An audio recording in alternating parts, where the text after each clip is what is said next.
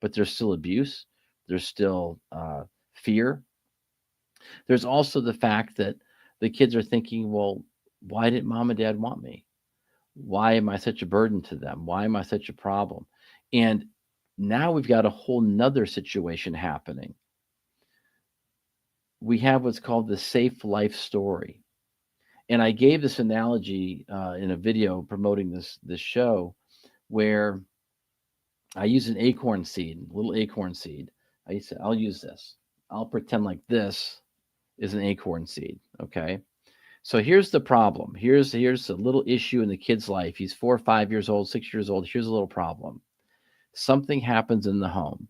There's a divorce. There's a fight. There's a dad leaves. Someone dies. Something catastrophic happens. There's abuse going on of some kind, maybe to the child, God forbid, but maybe so. And when this happens, this little idea, okay, I'm at home, the dogs are barking. It's been one of those days. It's the first show. Here you go. It's live. Can't change it. We got dogs in the house. But this little problem that could be easily controlled, easily solved, is ignored. And so what happens is the child then takes that idea because they're small, because they don't know how to deal with life yet. The only thing they can do is put a feeling to that idea. They don't know how to uh, vocalize it. They don't have the vocabulary to say, "Hey, I'm having a hard time. I'm having a bad day. What can I do?" Excuse me. And they begin to tell themselves to deal with this and to accept it and to cope with it. So this little itty bitty idea, this little thing, this thought becomes bigger and bigger and bigger and bigger to where one day they don't even know where it began. They just feel. They feel upset. They feel angry. They feel let down. They feel neglected.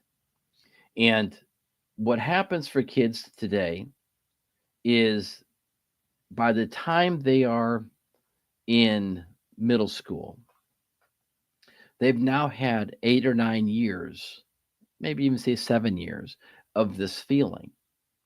And when I work with young people of all ages, they can be 22, they can be 25, they can be 30. I'll say, when do you remember when things were great for you? At what point in your life where was it just fantastic? Like the sky was the limit, everything was great. And they'll start thinking a minute. They'll say, "Well, I think I was 10. 10 was awesome." Okay, well, what happened after 10? Like at that period, was it, what happened? And it's always something. There was a death, there was a divorce, there was a move, there was an abuse of some kind. And will ask them, well, did you get counseling for that? Were you able to talk to anybody? Were you able to get it cleared up? And they'll say, no, I didn't talk to anybody. I was told to grow up and not worry about it. Not, big boys don't cry. There's all these stupid things. So they take that problem and to put it in a structure they can understand. They now tell themselves, must be I'm no good.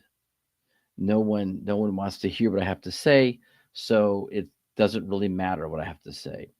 And as they get older, that feeling becomes deeper and deeper and deeper. Now, in these situations too, I'd ask, well, did things get better after 11 or 12 when this happened? No, my mom went from guy to guy, or we lost our house. I had to change schools a lot. My friends changed. Um, a cousin or a friend introduced them to drugs, whatever it may be, it just kind of grows and gets bigger and gets worse. And again, this has nothing to do with socioeconomics. That has nothing to do with where someone lives. This is just human nature, human behavior. So I want to, if I can do it here, I want to share a screen.